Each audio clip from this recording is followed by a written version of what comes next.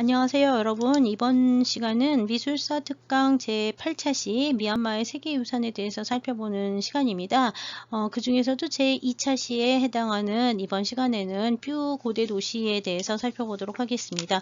뷰 고대 도시는 유네스코 세계유산으로 2014년에 등재되었고요. 미얀마의 첫 번째 세계문화유산에 해당합니다. 앞 시간에 이미 간단하게 미얀마의 역사를 이야기하면서 뷰 시대에 대해서 이야기를 했는데요. 지금 보신 지도도 지난 시간 1차 시에서 보신 거랑 같죠. 이 뷰 시대라고 하는 것은 미얀마의 역사기인 6.10 연대기라든지 아니면은 중국 당나라의 사서에 이제 나오는 펴국이라고 하는 나라를 가르치는 것으로 보고 있습니다. 대체로 기원전 2세기에 이제 도시국가들이 형성이 돼서 기원 후 11세기 정도 바간이 통일을 할 때까지 이 도시국가들이 계속 유지가 됐다고 보고 있고요. 도시국가들의 연합이라고 하는 뷰가 등장을 하는 것은 기원 후 167년경으로 추정을 하고 알려져 있습니다. 당서에 의하면 18개국이 연합을 했었다고 알려져 있고요. 그 중에서 이제 9개가 성곽을 가진 도시다라고 되어 있는데요. 구당서와 신당서의 기록이 약간 차이가 있긴 합니다만 대체로 800년, 서기 800년에서 802년경에 이 뷰 펴국에서 중국에 사절을 보내서 처음으로 중국과 교류를 하기 시작을 했다고 알려져 있습니다. 그러니까 중국과의 교류는 800년 이전에는 없었다고 알려져 있고요. 그 다음에 이제 처음으로 사절을 보냈을 때 같이 전해진 게 미얀마 뷰에 이제 음악이 이제 같이 전해졌다고 하는데요. 당시 중국 기록에 의하면 불교를 모두 독실하게 믿어서 비단으로 만든 옷을 입지 않을 정도로 독실한 불교도들이었다고 전하고 있습니다. 물론 이제 시기가 많이 늦은 800년이면 9세기가 되는 거잖아요. 800년 초반에 이제 중국 기록이기 때문에 그 이전에 뷰의 문화를 이 중국 기록을 가지고 다 해석을 하기는 상당히 어렵습니다. 이 미얀마에서 생각하기는 보통 1세기에서 3세기 정도부터 불교가 인도에서 전해졌고 그때부터 이제 이 미얀마의 여러 지역에서는 상자부 불교를 믿었을 거라고 보고 있습니다. 지금 보시는 것처럼 현재 한 8개에서 9개 정도의 뷰 시대의 도시 유적들이 이제 발굴이 됐고요. 그 중에서 세계유산으로 등재가 된 것은 할린, 베이크타노, 그 다음에 이제 스리크셰트라 이 세 곳이 등재가 되어 있기 때문에요. 오늘은 이 세 유적에 대해서 주로 살펴보도록 하겠습니다. 자, 이 지도에서 보시면 맨 위에 이제 할린이 있고요. 그 다음에 이제 여기 할린, 그 다음에 이제 중부 지역에 있는 것이 베이크타노, 그 다음에 이제 맨 마지막이 스리크셰트라라고 되어 있는데요. 이 스리크셰트라라고 하는 거는 영광스러운 땅이라는 뜻이에요. 스리라고 하는 게 영광스러운이라는 뜻이거든요. 스리크셰트라라고 하는 건 영광스러운 땅이라고 하는 뜻이고요. 여기 베이크타노라고 하는 거는 베이크타노는 비슈누, 베이크타노라고 하면 이 비슈누 신의 도시다, 비슈누 신의 도시다라고 하는 뜻을 가진 산스크리트어에서 나온 이름들이에요. 베이크타노, 스리크셰트라. 이 세 개의 도시는 모두 다 에야와디 강을 따라서, 이게 에야와디 강이죠. 에야와디 강을 따라서 이제 강 인근에 마련된 도시 유적들이고요. 고고학적인 특징으로 볼 때 세 유적은 모두 다 벽돌로 쌓은 성벽과 건물지 유적들이 발굴되고 있고요. 인공적인 배수로와 술관계 시설이 갖추어져 있습니다. 그 다음에 이제 성곽 내부에 이제 왕궁과 그 다음에 이제 탑들, 사원지 이런 것들이 배치되어 있는 이런 구조들은 남인도 지역에서 발견되는 기원 전후한 시기부터 기원 후 한 2, 3세기 정도까지의 도시 유적들하고 구조가 상당히 비슷해서 도성의 구조 같은 경우에는 남인도 지역의 영향을 받았을 것이라는 추정을 하기도 합니다. 하여튼 기원 전 2세기부터 이제 유물들이 나오기 시작을 해서 11세기의 유물이 굉장히 광범위하게 퍼져 있는데요. 그 중에서 이제 가장 먼저 만들어진 지역 중에 하나가 이제 할린이라고 알려져 있습니다. 스리크셰트르는 가장 오랫동안 이제 번영을 하고 있었기 때문에요. 아마 중국에 사신을 보냈었던 펴국은 이 스리크셰트라 출신이 아니었을까라는 이야기를 하기도 합니다. 여하튼 세 개의 도시는 모두 다 뷰 시대에 그 나라고요. 이 뾰 시대에는 뾰라고 하는 거는 PYU라고 쓰는데 뾰 시대의 제일 큰 특징이 하나는 뾰어가 따로 있고요. 뾰 문자가 따로 있습니다. 그래서 이 뾰어와 뾰 문자가 현재까지 확인된 게 상당히 많아서 그거에 대한 해석들이 이제 최근에 많이 되고 있고요. 이 뾰어를 해석하는데 가장 중요한 게 앞에서 살펴보신 그 мя제디의 석주, 그 세계 기록유산으로 등재된 그 мя제디의 석주가 이 뾰어를 해석하는 데 굉장히 중요한 자료가 되고 있습니다. 일단 저도 아직 이 세 도시 중에서 할리는 못 가봤어요. 할리는 못 가봤고 원래 올 여름방학에 할리는 갈 계획이었는데 뭐 코로나로 인해서 뭐 전혀 미얀마고 어디고 가지를 못해서 할리는 아직 못 가봤고요. 베이크타나하고 스리크셰트라는 이제 계속 답사를 다녀온 적이 있습니다. 그래서 오늘 이제 그 유적은 할린부터 시작을 해서 이제 그 베이크타노와 스리크셰트라 유적의 주요 유적과 그다음에 유물들을 이제 볼 예정인데요. 이 할린, 베이크타노, 스리크셰트라 세 곳은 모두 다 세계 문화유산 도시로 한꺼번에 이제 등재가 되면서요. 이 등재 지역에 모두 다 고고학 박물관을 만들어 놓았습니다. 그래서 할린의 경우에는 할린 유적지에 이제 일부 유물이 있고요. 그다음에 이제 국립박물관 두 곳, 양곤하고 그다음에 그 네피도에 있는 박물관에도 역시 유물들이 있고요. 그 다음에 만달레이 박물관에서도 이 할린 유물들을 좀 볼 수는 있습니다. 베이크타노 같은 경우에는 베이크타노 고고학 박물관이 있고요. 그 다음에 이제 그 유물들은 역시 양곤하고 네피도에 나누어져 있고요. 베이크타노 고고학 박물관에도 있습니다. 스리크셰트라는 지금 현장 박물관, 고고학 박물관에 이제 상당히 많은 유물들이 전시도 되어 있고 소장도 되어 있습니다. 이게 주요 유물들이 스리크셰트라 현지에 좀 많이 있다고 보시면 될 것 같습니다. 그 외에 역시 양곤과 네피도의 국립박물관에도 주요 유물들이 보관이 되어 있습니다. 그래서 이 유적들은 이미 대영제국 시기부터 발굴이 돼서 도시의 존재가 알려졌고요. 특히 스리크셰트라 같은 경우에 20세기 초반에 중요한 그 발굴들이 이루어져서 그 영어로 출간된 옛날 보고서들이 좀 남아 있습니다. 그 다음에 이제 최근에는 1980년대 이후부터 그 미얀마 지역에서 조금씩 발굴을 하기 시작을 했고요. 최근 2000년대 이후에 그 여러 유적들이 외국들, 특히 호주 학자들과 프랑스 학자들의 도움을 받아서 할린이나 베이크타노 지역이 이제 그 발굴이 많이 되고 있습니다.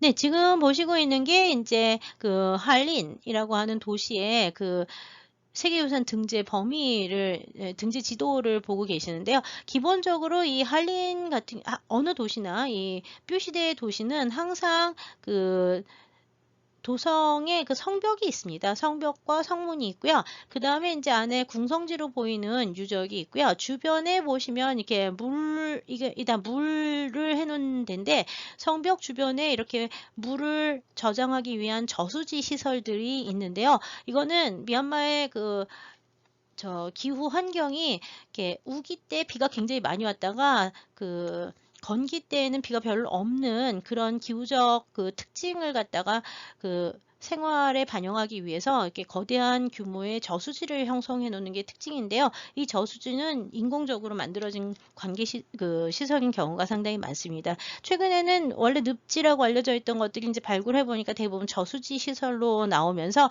이 저수지하고 이제 도성과 관련되는 관계로 같은 것들도 많이 확인이 되고 있는 중입니다. 이 할린을 비롯해서 여러 이 뾰 시대의 유적지에서는 지금 보는 것 같은 은화, 동전, 은으로 만든 동전들이 많이 나오는데요. 이 은 동전, 특히 오른쪽에 보이는 이게 이제 한 면은 앞면이고 한 면은 뒷면이라고 보시면 되는데 이 동전은 뾰 시대의 아주 특징적인 은화라고 보시면 되는데 재미있는 거는 이 은화가 어디서도 나오냐면요. 좀 멀리는요. 베트남의 푸난 일대라고 얘기를 하던 옥에오라고 하는 유적 있잖아요. 푸난이나 아니면 태국 쪽의 프리드바라바티 시대의 유적들에서도 이런 은화가 같은 형태, 같은 양식으로 만들어진 은화들이 종종 출토되고 있습니다. 그래서 이 동남아 다른 지역들과의 관계가 좀 연구가 될 필요가 있긴 한데요. 여하튼 이 뾰 시대 유적에서는 언제나 이 뾰 시대에 사용된 뾰 시대 주화라고 생각이 되는 이 동전들이 여러 점이 발견이 되는 게 특징이고요. 그 다음에 이제 지금 보시는 것처럼 여러 개의 건물지가 있는데, 건물지 같은 경우에는 그 금속을 이용해서 만든 그 뭐라지 기둥 그 하부 구조 뭐 이런 것들도 확인이 되고 있고요. 지금 보시고 있는 거는 좀 후대에 그 이제 건립이 된 그 불탑, 사원 불탑 유적입니다. 지금 보시는 그 사자상 같은 거가 있는데 이 조각이 완전히 부서져 있는 상태를 볼 수가 있죠. 이 사원들, 불교 사원들 같은 경우에는 초기에 건립된 위에다가 계속 중축을 해서 나중 시대의 양식들이 바간이나 아니면 더 이후에 뭐 건바ung 시대까지 계속 증축을 했기 때문에 예, 초기에 창건된 시기하고요. 지금 남아있는 유물의 시기 약간 차이가 있는 경우도 있습니다. 네, 한린 지역 같은 경우에는 1960년대부터 시작을 해서 고고학적 발굴이 이제 진행되기 시작을 했고요.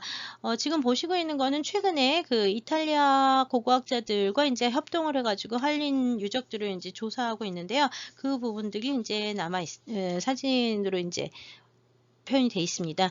이 한린 같은 경우에는 지금까지 그 도성 내에서 33개의 유적이 발굴이 됐고요. 원형 기단을 가진 그 탑 유적지를 비롯해서 그 여러 개의 그 불교 사원 유적지가 발견이 됐고요. 그 다음에 이제 금제 귀걸이나 은제주와 그 다음에 각종 철기, 청동기, 토기 같은 유적들이 많이 나왔다고 알려져 있습니다. 근데 불교 유적들 중에서 불상은 그다지 많이 확인이 되지는 않았습니다. 그 다음에 이제 뒤에서 또 설명을 하겠지만 이 뼈 시대의 유적 중에서는 지금 이제 그 건물지, 지금 보는 건 다 건물지 유적들이긴 한데요. 그 다른 베이크타노나 실크셰트라에서 나오는 뼈타액이라고 하는 독특한 그 뼈 시대의 그 뭐지 그 분묘 시설이 있는데 그런 것들도 역시 한린에서도 확인이 되고 있었다고 합니다. 제가 한린의 경우에는 그 직접 답사를 못했기 때문에 사진이 많이 없어요. 미얀마 지역의 유물들이나 유적들은 직접 답사를 하지 않으면 그 사진 자료를 구하기가 상당히 힘든 편입니다. 아직 미얀마는 그 여행도 도로교통이나 뭐 이런 것들이 좀 나쁘기 때문에 도로 사정이 굉장히 나빠서 여행을 하려면 시간을 굉장히 많이 잡고 해야 되고요. 그 다음에 이제 그 전산 뭐 이런 전기나 뭐 이런 시스템들도 이렇게 좀 아직 발달을 한 상태가 아니기 때문에요. 사진 자료가 그렇게 많이 있지는 않은 편이에요. 옛날 발굴 사진들은 그 흑백으로 찍혀진 대형적 흑시기의 그 도서들이 있긴 하지만 책을 구하기도 상당히 힘든 편이고요. 유적하고 관련된 경우에도 현지 답사를 하지 않으면 좀 알기 어려운 부분이 많습니다. 지금 보시고 있는 거는 이제 베익타노의 지도를 보고 있는데요. 이 베익타노 같은 경우에도 지금 보시는 것처럼 이렇게 도성지가 중앙에 있고요. 성문이 있고 여기 이제 궁성으로 추정이 되는 그 건물지가 중앙에 있습니다. 그 주변에 이런 파랗게 생긴 이런 것들은 아마 그 저수지였을 거라고 생각을 하는데요. 아까 한린이 장방형의 건물지를 가지고 있는 거하고 달리 베익타노의 경우에는 그 방형에 가까운 정방형에 가까운 형태를 하고 있습니다. 현재 나온 유물들 중에서는 이 베익타노에서 나온 유물들이 가장 오래돼서 미얀마에서 가장 오래된 도시 중에 하나일 거라고 추정을 하고 있는데요. 강과 물길이 굉장히 많이 흐르고 이 강 두 개가 이렇게 사이에 도시가 형성이 돼 있어서 강 두 개 사이에 있는 그 비옥한 땅에 막연히 돼 있었다는 걸 알 수 있습니다. 유적의 발굴은 그 지금까지 약 한 63개소 정도가 발견이 됐고요. 기원 후 2, 3세기 정도의 브라미 문자 기록을 비롯해서 불교 유물들이 많이 발견이 됐습니다. 다음에 보시는 것들은 이제 그 베익타노 주변의 유적들을 몇 개 보실 텐데요. 불교 유적이 중심이라고 보시면 될 것 같습니다. 네, 베익타노 유적으로 들어가는 데에는 그 문을 하나 세워놔서 여기가 이제 유적지임을 이렇게 확인을 해주고 있고요. 네, 베익타노에 남아있는 건물지는 다 대부분이 불교 사원이던 궁성지든 모두 다 이렇게 벽돌 건축으로 이루어져 있습니다. 이 벽돌 건축으로 이루어져 있고 뭐 지금 보시는 것처럼 여러 개의 방으로 이루어진 건물들이 그 궁성지나 아니면 사원지에서 발굴이 되고 있는데요. 여기서는 주로 사원지들을 살펴보려고 합니다. 네, 지금 보시고 있는 것이 KK2 넘버 2 유적이라고 얘기를 해서요. 이 백단어 지역에서는 가장 큰 규모의 사원지 중에 하나인데요. 입구에 있는 KK2 유적의 경우에는 위에서 보시면 다음 장에서 슬라이드 보는 것처럼요. 여러 개의 방으로 이루어져 있습니다. 겉에서 보기에는 그 커다란 3층 건물처럼 보이기는 하는데요. 실제로는 3층 건물이라기보다는 높은 벽을 가진 그 장방형의 긴 그 승방이라고 보시면 될 것 같습니다. 네, 앞에 슬라이드가 어디서 본 거냐면 여기 서서 이쪽을 바라본 모습이라고 생각을 하시면 돼요. 그래서 높은 기단 위에 그 다음에 올라가면 방형의 건물지, 장방형의 건물지가 있고요. 이 건물지 사이사이에는 이렇게 창문이 났던 흔적들이 있습니다. 그리고 그 위에서 보시면 지금 하나, 둘, 그 다음에 셋, 넷, 다섯, 여섯, 일곱, 8개의 장방형의 큰 방이 있고요. 이 방들로 들어가는 문은 중앙의 한가운데, 여기서부터 이렇게 돌아가면 중앙의 한가운데 계단을 통해서 올라가면 장방에 건물이 있는 방이 있는 그 건물지로 올라가게 되는데요. 아마 이거는 8개의 방으로 이루어진 승방이었을 거라고 추정을 해요. 왜냐하면 이 승방지하고 같이 주변에서 커다란 탑지를 비롯해서 작은 탑지들이 여러 개가 발견이 됐기 때문에 그렇습니다. 네, 앞장에서 보신 장방형의 건물지가 여기 있는 KKG2라고 하는 유적인데요. 이 장방형 건물지는 아까 승방지라고 얘기를 했죠. 왜 이걸 승방지로 보냐면 바로 옆에 탑지가 있기 때문입니다. 지금 보고 있는 KKG3라고 하는 이 구조물은 원형의 탑지, 원형의 기단을 가진 둥근 스투파 유적으로서 탑은 현재 남아있지 않고 기단은 남아있는데요. 이런 탑과 그 다음에 앞에 있는 방형의 건물지 같은 것들이 있어서요. 장방형의 승방지와 원형의 탑지, 그리고 여기는 불상을 안치했을지도 모르는 불교 사원지 해서 이렇게 커다란 사원군을 형성을 하고 있습니다. 지금 보시는 이 벽돌로 만들어진 원형의 스투파와 그 다음에 장방형의 승방지와 같은 건물들은 기원 전후한 시기에 인도 북부 지역이나 그 간다라 지역이라든지 아니면 인도 남부 지역에서도 이런 구조의 그 사원지들이 나오고 있어서 불교 초기에 그 사원지의 영향을 받으면서 만들어진 미얀마 초기의 불교 사원지들로 추정을 하고 있습니다. 그 다음에 이제 여기 보시면 두 개의 커다란 저수지가 보이고 있는데요. 이거는 역시 인공으로 만들어진 저수지고요. 우기에 비를 모아놓는 곳이라고 볼 수 있죠. 이거는 이제 여기 보이는 이런 흔적들은 뭐냐면 비가 더 많이 오면 이 지역이 좀 더 이렇게 물에 많이 잠겨서 저수지가 더 커지는 형태를 보시면 되겠습니다. 그래서 건기에는 완전히 말라져서 우물이 작아지기도 하는데요. 이렇게 그 저수지들은 이런 사원의 운영에 있어서 아니면 여기 사원에 거주하는 승려들의 생활과 그 다음에 이제 인근 주민들이 농경을 하는데 필요한 물들을 갖다가 썼던 것들로 보고 있습니다. 지금 이것이 지금 베이크타노에 남아있는 그 건물지 중엔 가장 오래되고 큰 유적지 중에 하나라고 알려져 있고요. 이 외에 이제 베이크타노 지역에서 중요한 것으로는 그 뾰따액이라고 부르는 독특한 분묘 유적이 있습니다.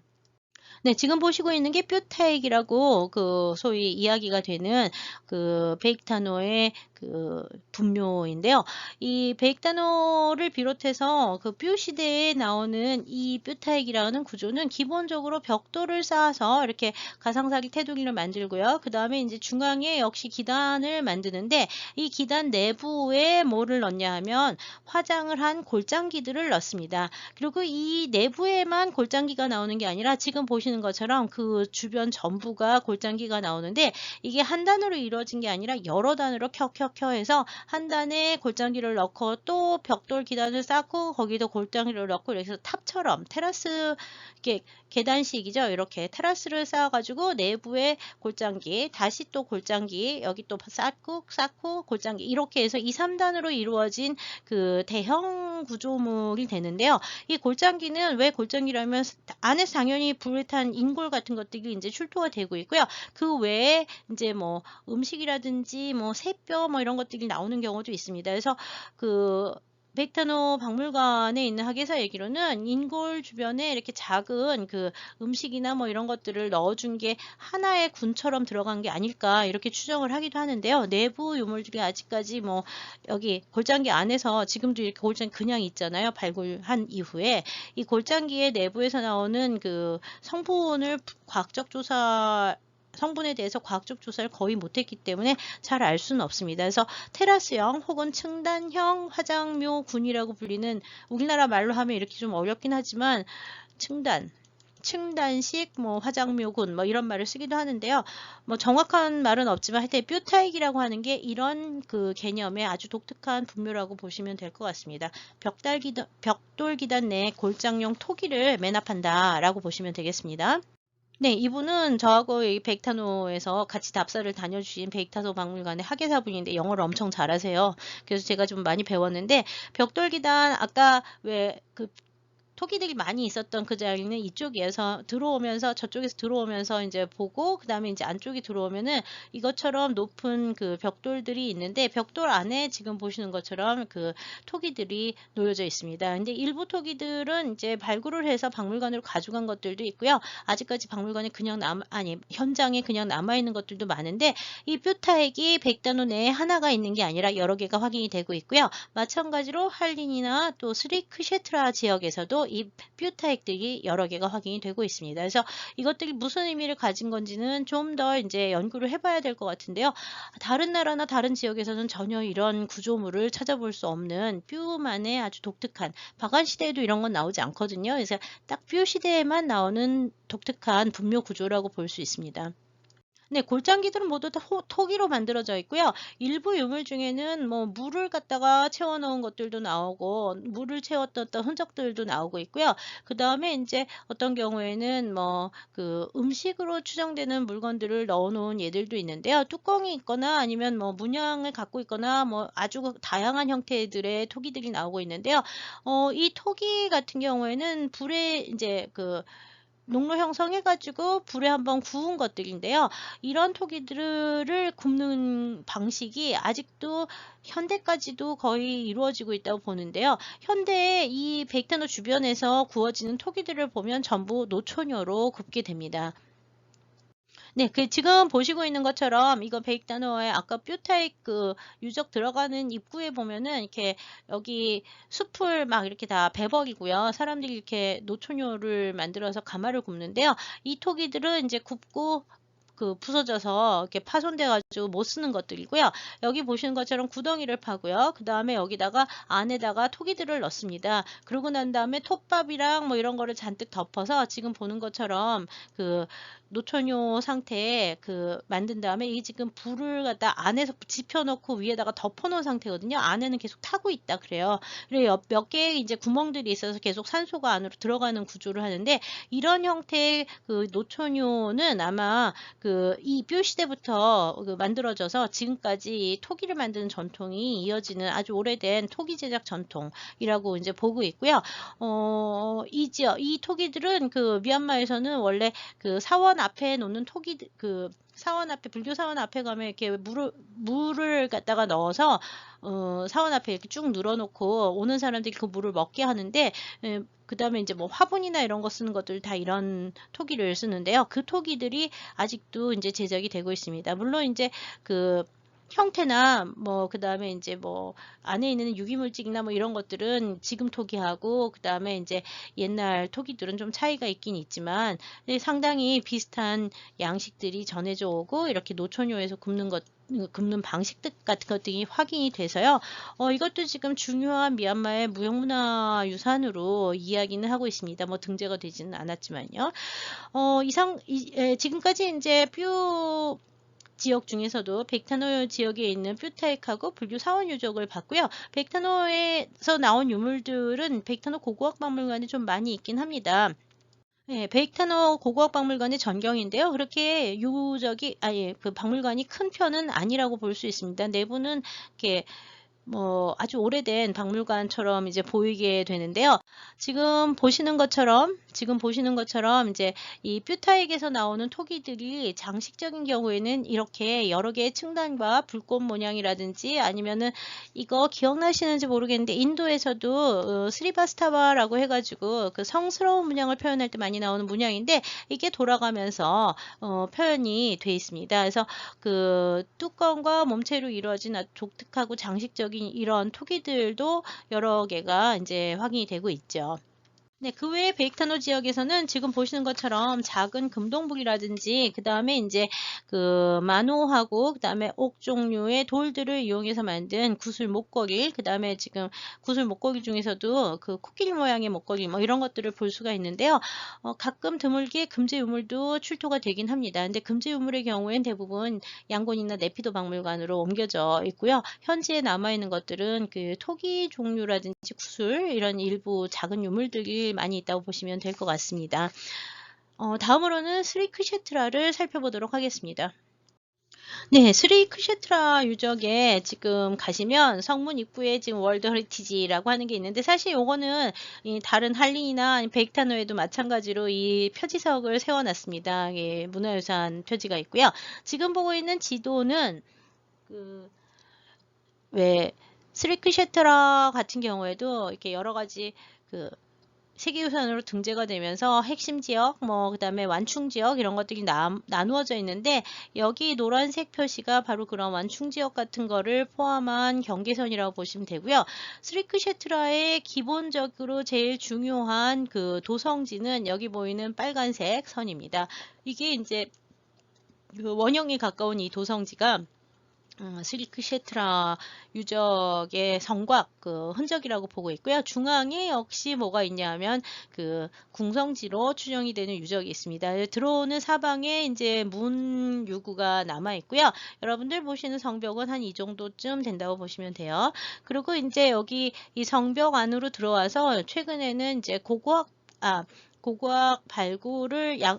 발굴 인력을 양성하는 그 학교를 세웠는데 오른쪽에 보시고 있는 이 사진이 바로 그 고고학 그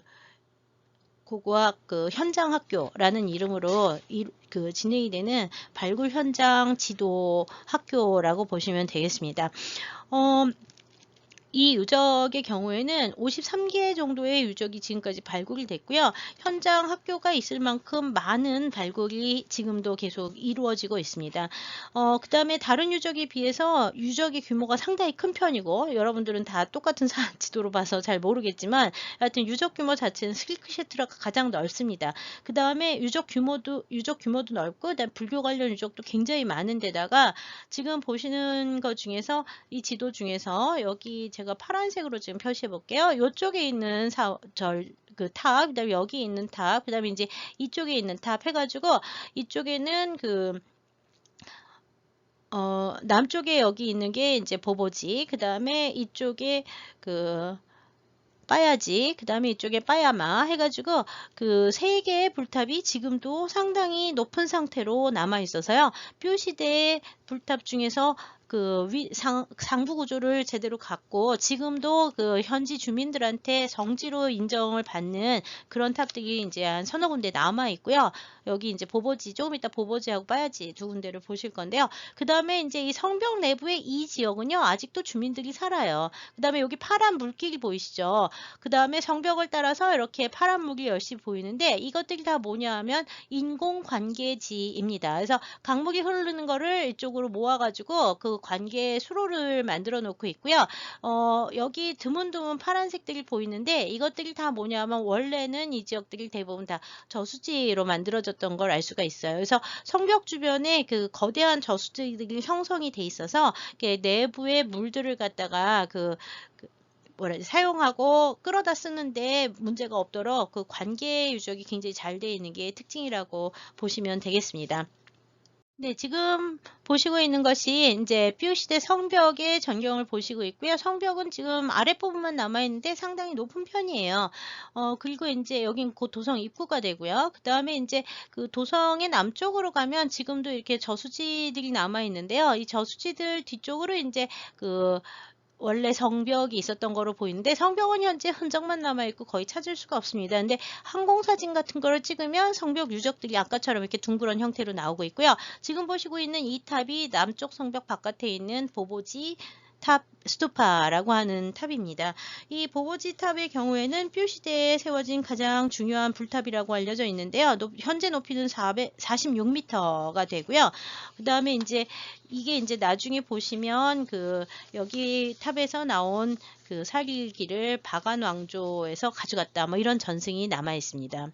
네, 지금 주변에 다른 베이크타노 할린 같은 경우에는 저수지가 그다지 활성화돼 있지 않고 지금 다 이렇게 말라버린 저수지들이 많은데 비해서요. 지금 보보지 인근을 비롯해서 이 스리크시트라 유적 주변에는 지금 보는 것처럼 이렇게 저수지가 아직도 많이 남아 있고요.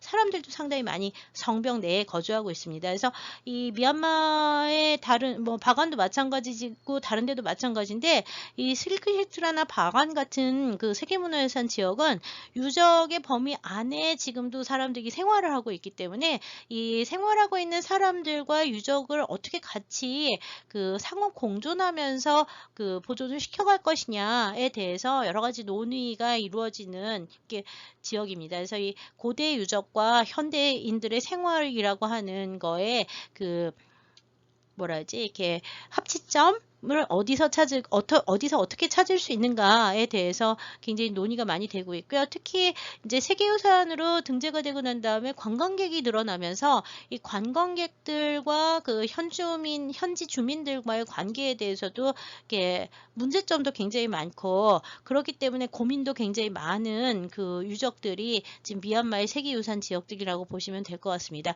아직까지 미얀마의 세계유산들은 그렇게 다른 동남아의 유적지들만큼 관광지화가 많이 돼 있지는 않은 편이에요. 그렇기 때문에 현지민들이 거기에 살고 있는데 현지민들의 생활을 보호하거나 보호하면서 이 유적지를 어떻게 좀 더 발전을 시킬 수 있는가 뭐 이런 것들이 이제 계속 고민 중인 그런 나라라고 볼 수 있습니다. 아직은 참 미얀마가 여행 가기 좋은 나라인데 여행하기는 힘들지 모르지만 이렇게 옛날에 정치들이 굉장히 많이 남아 있어서 도시에서만 살던 사람들이 가서 보면 굉장히 여행하기 처음에 어렵다 그러지만 사람들은 굉장히 따뜻하고 소박하고 그다음에 정이 많고 그러기 때문에요. 달고 다른 여행지를 다니는 거에 비해서 많은 것을 찾을 수 있는 나라가 미얀마라고도 합니다. 하여튼 지금은 당장 갈 수는 없겠지만 여러분 나중에 기회가 되시면 미얀마도 꼭 한번 다녀오시면 좋겠습니다. 아까 베이크타노 지역에서 이미 설명을 했지만 여기도 이제 현재 스리크시트라 지역에 남아있는 뾰타액의 일부입니다. 지금 사람이 오만하니까요. 얼마나 큰지 아시겠어요? 구조가 베이크타노에 비하면 이 스리크시트라 지역에서 나오는 뾰타액은 훨씬 더 규모가 큽니다. 사람이 들어가도 엄청 넓고 도자기의 수량도 베이크타노에 비해서 훨씬 더 크다고 볼 수 있는데요. 아마 이게 한 시대는 아니고 여러 시대에 이렇게 중첩을 해서 만들었다고 보고 있고요. 화장묘들이라고 보는데 토기들 같은 경우에 여기서 나오는 이런 토기들은 사이즈가 굉장히 커요. 한 60cm 이상 넘어가는 토기들도 상당히 많아서 1m 가까운 토기들도 종종 있거든요. 그래서 큰 크기들에 들어가는 것들과 그 다음에 이제 큰 토기 주변에 있는 토기들과 그 다음에 인골이 담긴 토기들과 인골이 담기지 않은 토기들의 상관관계를 밝혀내는 게 앞으로의 과제들인데요. 그거는 이제 과학적 분석을 해야 된다고 다들 생각은 하고 있지만 미얀마의 여건이 아직 과학적 분석을 이렇게 잘 할 수 있을 만큼 인적 능력과 그 다음에 자금 문제 또는 기술 문제가 다 없기 때문에 그런 부분에서 우리나라의 협력을 많이 요청을 하고 있는 중입니다. 그래서 향후 한국과의 관계가 한국 고고학이나 아니면 보존과학 쪽과의 관계가 많이 필요하다고 미얀마 쪽에서 계속 이제 요청을 많이 하고 우리나라에서도 이제 많이 가서 도와주고 있는 상태인데요. 그래도 워낙 땅이 넓고 유적이 너무 많기 때문에 연구가 아직은 많이 진행된 상태는 아닙니다. 이 뾰타액이나 이런 것들은 대부분 영국이나 호주 고고학자들이 지금까지 연구를 많이 해왔다고 보시면 되겠습니다. 네, 이 스리크셰트라 지역에는 그 스투파라든지 사원지가 굉장히 많이 남아있고 대부분의 유적들이 아직도 그 지역의 성지로 알려진 경우가 많습니다. 이 보보지 스투파의 경우에는 7세기 정도에 만들지 않았을까라고 생각을 하는데요. 이 뷰 시대 스투파의 특징들은 원통형 기단부 위에 이렇게 아, 원형 기단부 위에 원통형의 높은 탑신을 가지고 위가 이렇게 뾰족한 형태의 이게 황금색의 이걸 T라고 부르는데 상륜부, T라고 부르는 상륜부를 이제 얹어서 만들어서요. 인도의 탑들이 이렇게 엎어놓은 그릇처럼 생긴 복발형인 거하고 달리 뷰시대의 스투파들은 이렇게 포탄형에 가깝게 원통형으로 올라가는 또는 이렇게 해서 이렇게 벨형이라고도 얘기를 하는데요. 탑신부가 높아지는 게 특징입니다.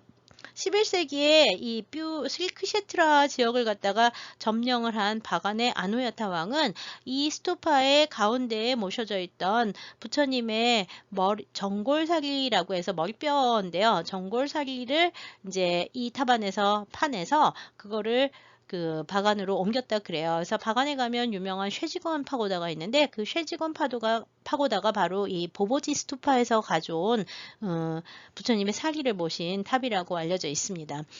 보보지 스투파 같은 경우에는 이제 20세기 초반에 여기를 발굴해 봤는데 가운데에 구멍이 하나 있어서 안에 이제 그 들어갈 수 있는 구조가 있는데요. 이 안에는 지금 내부가 비어 있는 상태라고 알려져 있습니다. 그다음에 이 T 같은 경우에도 이제 근대기에 새로 보수를 해서 다시 얹은 것이죠. 사람이 서면 어느 정도면 요만큼이에요. 그럼 여기까지 어떻게 올라가느냐? 중간에 보면 이렇게 사람이 올라갈 수 있는 그 다리라고 하면 좀 그런데 이렇게 꼬지 같은 거를 만들어 놔서 이렇게 올라갈 수는 있습니다. 아주 위험한데 올라갈 수는 있습니다. 근데 가운데 부분에 이제 복공 같은 것이 설치되어 있고 그 문이 이제 확인이 되기는 하는데요. 내부는 발굴해 본 결과 아무것도 안 나왔었다고 그래요. 물론 이제 기단부에 뭐가 있는지는 지금 뭐 조사를 할 수 없는데 뭐 부처님의 사리가 아직도 있다고 믿는 사람들이 미얀마에는 많이 있습니다. 그래서 여기 불교 성지 중에 하나라고 보시면 될 것 같아요. 네, 지금 보시는 것은 파야지라고 하는 그 스리크셰트라에 있는 파야지.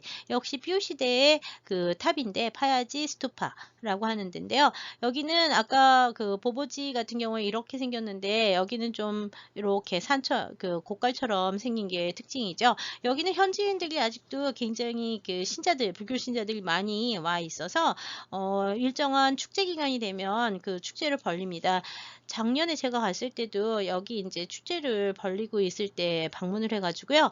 뭐 여러 가지 그 축제용 의례의 음식을 만드는 그런 뭐 장면들을 좀 보기는 했는데요. 미얀마에서는 모든 불교 성지들은 이 파야지 스투파나 보보지 스투파나 아니면 이게 허물어져가는 불교 스투파라도 스투파나 불상이 있는 사원의 경우 불교 사원이라고 불리는 데는 모두 맨발로 들어가야 합니다. 맨발로. 그래서 양말과 신발을 벗고 들어가야 되기 때문에 처음에 가는 사람들 굉장히 당혹스러워하는 경우가 많은데요. 이 남방불교라고 하는 미얀마나 태국이나 아니면 스리랑카나 이런 지역의 그 불교 사원들은 모두 다 사원의 경내에서는 그 맨발로 다니는 게 그 중요한 예의 범절이라고 생각하시면 될 것 같습니다. 그래서 가시면 항상 양말과 신발을 벗고 맨발로 탑 안으로 또는 사원 구획 안으로 들어가야 된다는 걸 기억해 주세요. 네, 지금 보시고 있는 것이 이제 제가 작년에 갔을 때 이 빠야지 스투파 밑에서 그 신자들이 모여서 축제 준비하는 장면인데요. 이 미얀마에서는 축제를 할 때마다 아주 독특한 그 쌀밥을 지어야 되는데 이 쌀밥은 어떻게 짓냐 하면 그 기름에다 볶아요. 기름에다 볶는데 여기 보는 것처럼 야외에서 불을 펴놓고 그 세발솥 위에다가 놓고 이 기름을 갖다가 쌀을 넣고 이렇게 볶다가 거기다 뭐 다른 걸 넣고 또 막 볶아서 이렇게 찰떡같이 만드는 그 밥을 만들어서 나중에 이제 그 야자입이나 뭐 이런 거로 이렇게 꽁꽁 싸서 주먹밥 같은 형태로 만드는데요. 이 축제에서 사용하는 음식들은요, 모두 다 남자가 만들어야 되기 때문에 지금 보시는 것처럼 남자들이 만들고 있습니다. 이 미얀마 남자들은 전통 목식이라고 하는 이 옷들이 다 치마를 입고 있기 때문에요. 이 치마 입은 남자들이 밥을 하고 있는 장면을 이제 보시고 있고요. 그다음에 미얀마에 가면은 항상 이 종들이 굉장히 많습니다. 종들이 뭐 많은 데는 이런 종들을 한 사원 안에도 뭐 한 대여섯 개씩 걸어 놓고 막 이러는데요. 이 종을 한번 칠 때마다 자기의 공덕이 쌓인다고 생각을 해서요. 그 내세의 공덕 또는 현세에서의 공덕을 위해서 이렇게 종을 많이 칩니다. 그래서 아기를 데리고 와서 이 아기가 지금 종을 치는 거 아빠가 도와주는 걸 보고 있는데요.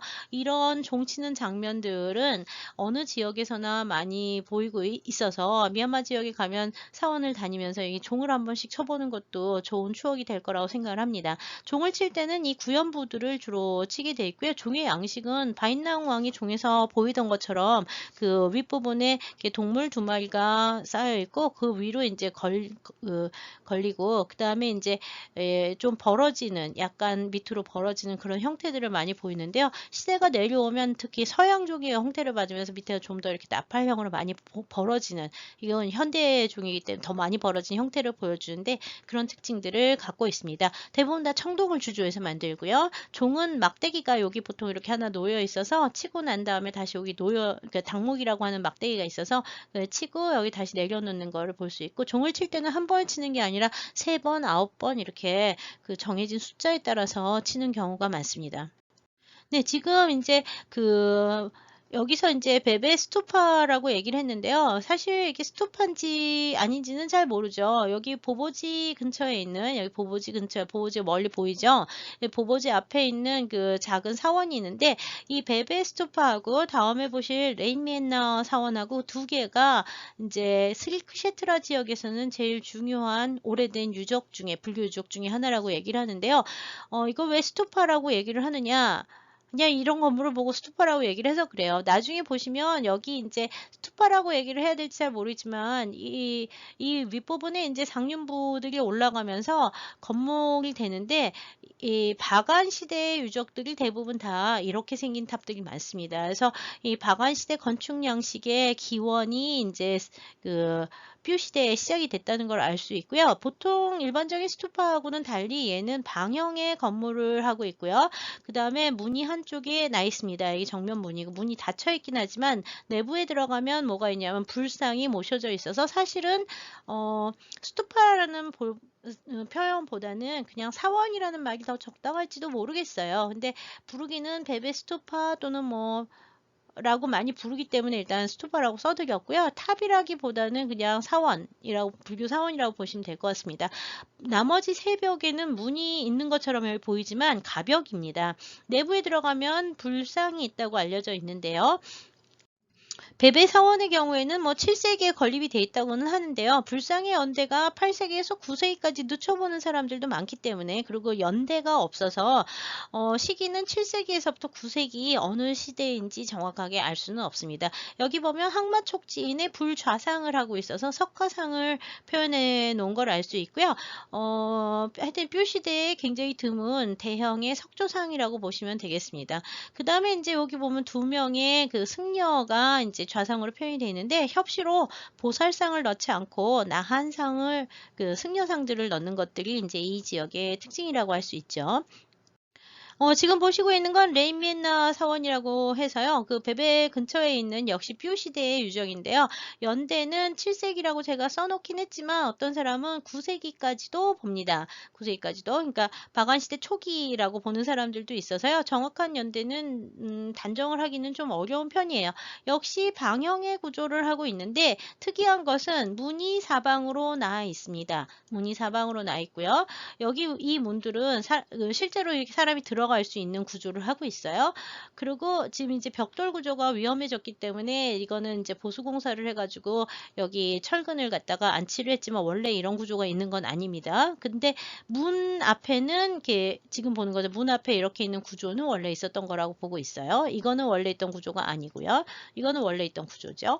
그래서 현대 보수로 하면 좀 달라졌는데 이 안에는 가운데가 중심주처럼 그 네모난 기둥이 하나 있고요. 기둥 사방벽에 뭐가 있냐면 사방마다 다 불상이 석불이 안치되어 있습니다. 그러니까 이 레미엔나 사원이나 베베 스투파 같은 경우에는 베베가 좀 더 오래된 형식으로 보는데 얘는 한쪽으로만 그 불상이 들어가고요. 얘는 사방으로 불상이 들어가는 게 특징인데 불상의 도상은 사실 비슷해서 이 사방북이 무엇을 표현한지에 대해서는 논란이 많습니다.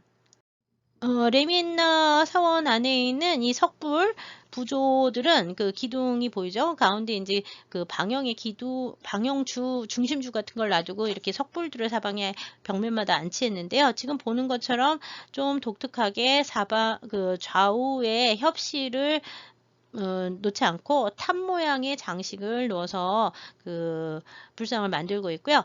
이 원래 항마촉진 하면 여기 무릎에다 손을 놔야 되는데 여기 이쪽으로 이렇게 벌려놨죠.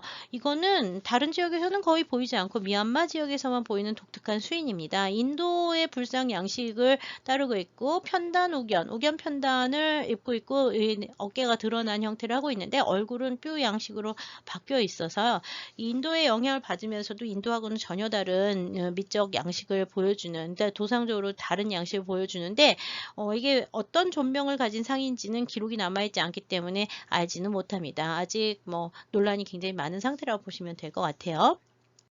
그 외에 이 실크셰트라 지역에서 가장 유명한 게 지금 이 낀바 스투파라고 부르는 유적인데요. 이 낀바 스투파, 지금 보고 있는 이 벽돌 유구가 그 낀바 스투파 유적입니다.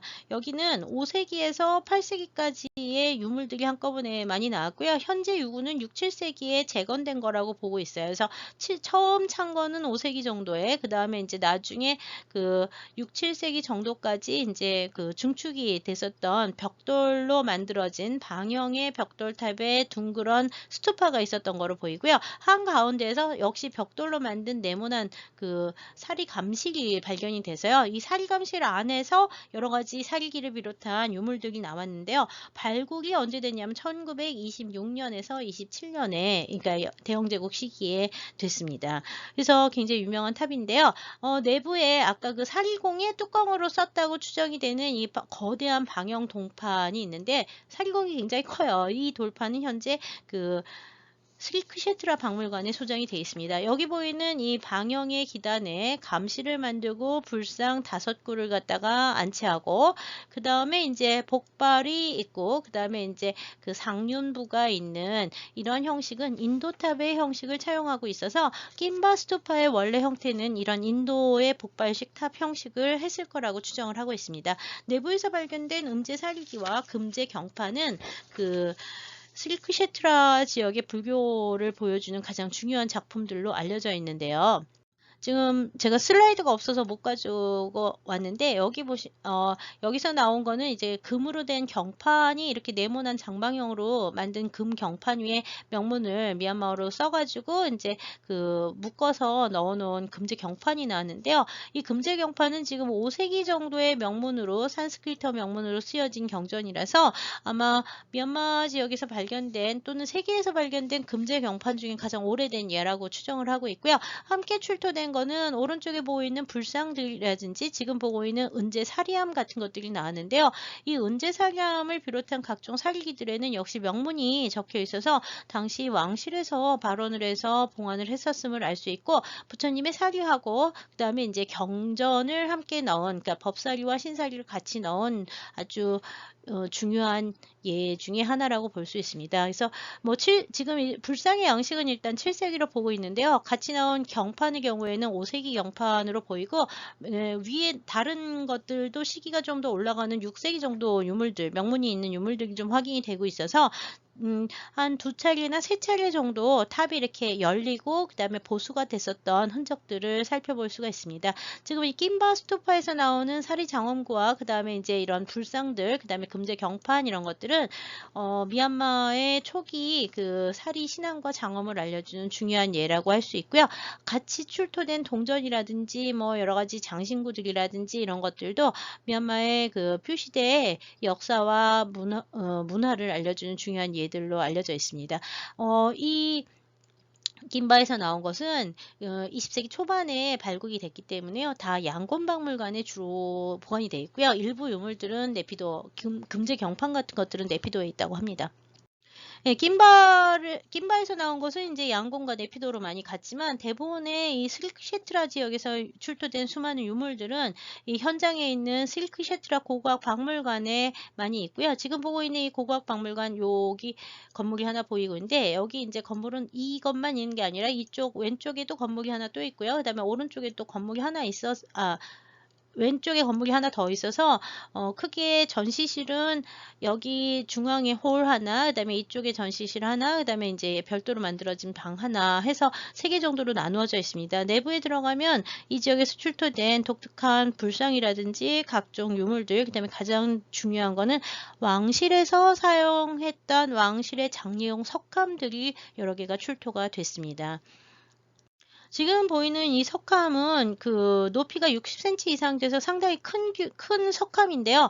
옆으로 뉘어놔서 이렇게 보이긴 하는데 원래는 이렇게 생긴 원통형 석함입니다. 그래서 60cm에서 큰 거는 1m까지 가는 그 높이의 크기를 가졌고요. 여기 보이시는 요 글자들, 그 다음에 지금 여기선 보이지 않지만 이 뒤쪽에 가면은 명문을 쫙 써놨는데 이 명문이 다 뾰시대 뾰어로 써 있습니다. 그래서 뾰 문자가 여기 잔뜩 써 있는데 여기 문자에 새겨져 있는 것들은 어느 왕의 이름과 왕의 계보들이 나옵니다. 이런 게 한 10여 개 정도가 출토가 돼서요. 이 뾰 시대의 왕실은 비크라마라고 하는 왕실 계보가 있었던 것 같아요. 비크라마. 비크라마. 영어로는 V로 시작을 하는데 비크라마라고 하는 왕조가 있어서 무슨 여러 명의 뭐 비크라마들이 있었던 것 같아요. 그래서 왕의 계보들도 이 명문을 통해서 이 석함의 명문들을 통해서 알 수 있고요. 여기 이 석함의 경우에는 수리아 비크라마라는 사람, 그 왕이 있어서 그 사람의 그 당시에 다 화장을 했었는데 그 사람의 그 유골을 묻은 수리아 비크라마 왕의 유골을 묻은 그 석함이다라고 하는 게 나와 있어서 왕실의 장례용 석함 중에 하나임을 알 수가 있습니다.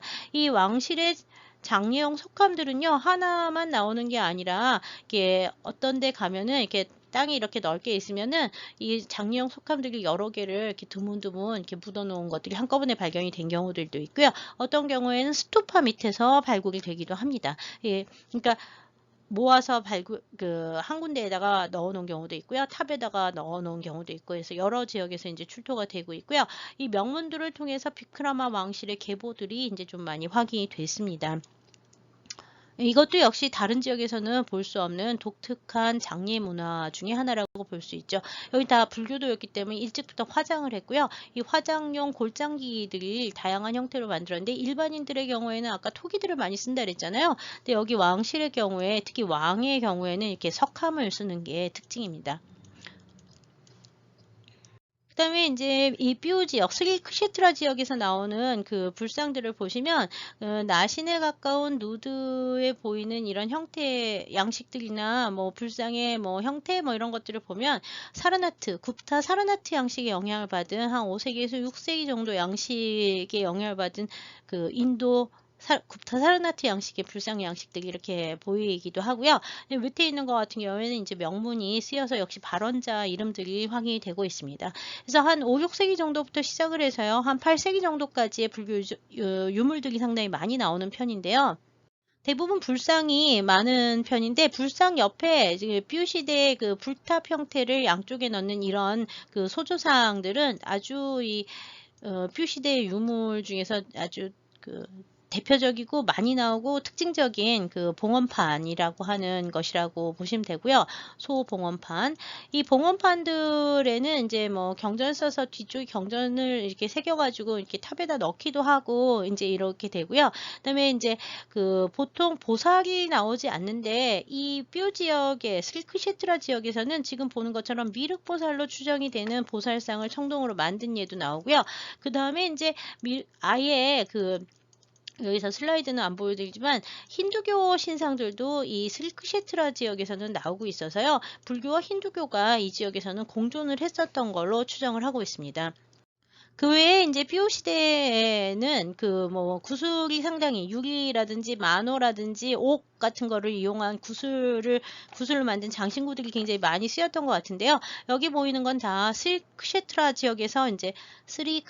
지역에서 출토가 된 유물들인데 여기 동물형의 구슬들이 이제 여러 개가 확인이 되고 있습니다. 특히 이 코끼리 모양의 구슬들은 사이즈가 한 3, 4cm 이상 되는 큰 형태들이 많이 있어서요. 굉장히 이 지역에서 중요하게 여겨진 그 장신구였다고 생각을 합니다. 그 다음에 이제 뭐 금제 반지라든지 문화라든지 뭐 이런 것들도 좀 출토된 예가 있고요. 8세기 당나라 때 은기처럼 보이는 은기들이 여러 점이 출토가 됐는데요. 그 은기들 중에는 그 뼈 시대의 문자들이 새겨져 있는 것들이 있어서 중국에서 만들어진 것이 아니라 뼈에서 만들었던 것이 확인이 되고 있습니다. 이 은기들이 나오는 것도 역시 이 스리크셰트라 지역에서만 나오고 있습니다.